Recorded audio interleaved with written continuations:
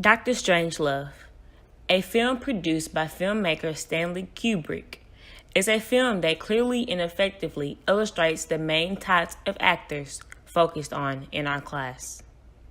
Looking at movie identifies 4 key types of actors.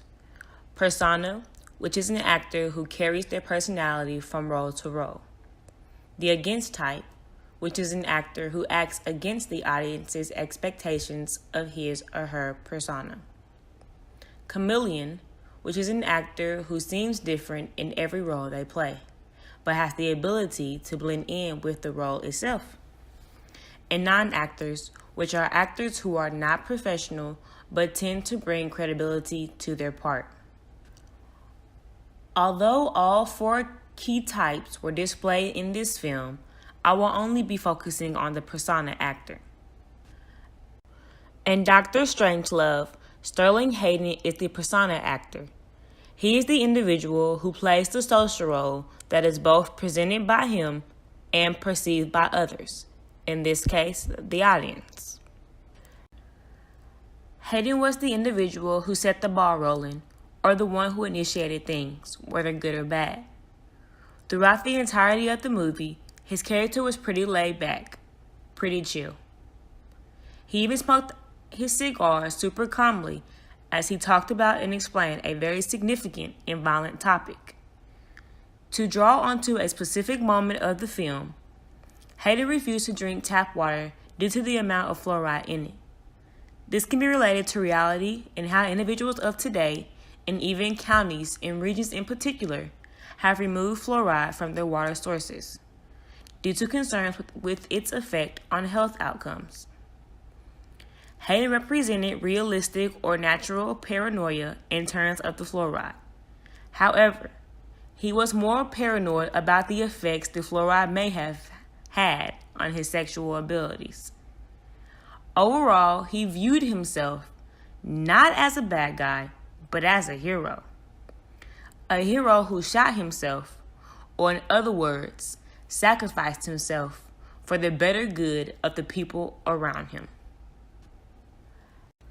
Sterling Hayden was not only the persona actor in Dr. Strangelove, he was also the persona actor in Godfather.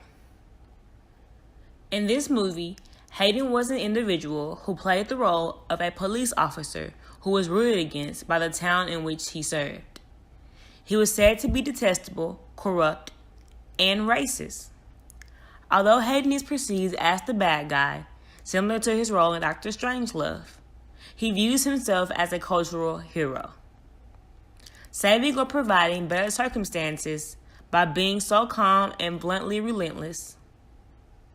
Also, as in Dr. Strangelove, Hayden was shot, but he did not shoot himself. He was assassinated. When comparing Dr. Strangelove and The Godfather, we can see that both movies show an immensely similar character roles with Sterling Hayden. He is shown as a very calm and laid-back individual who makes big shots and is the one who makes all the calls.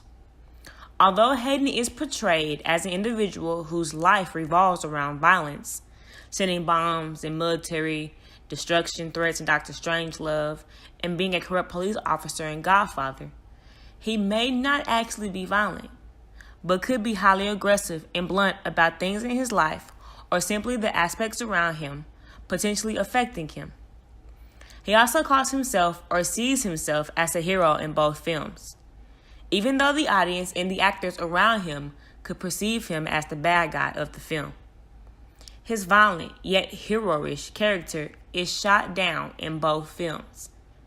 In Dr. Strangelove, he shoots himself as a sacrifice. In Godfather, he is shot in order to limit any further sacrifices.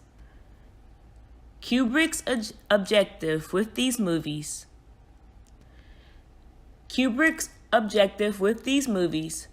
but Dr. Strangelove in particular, was to show how society can jump quickly to violence and corruption based on an accident, something that was not supposed to happen or happened with no regard, or because of a simple difference one may have with the other. For example, how we as a country fight because our country is extremely different from us, or has different beliefs, or whatever the case may be. Conclusively, Stanley Kubrick states, "My idea of doing it as a nightmare comedy came in the early weeks of working on the screenplay. What could be more absurd than the very idea of two megapowers willing to wipe out all of human life because of an accident, spiced up by political differences that will seem meaningless to people 100 years from now, as the theological conflicts of the Middle Ages appear to us today."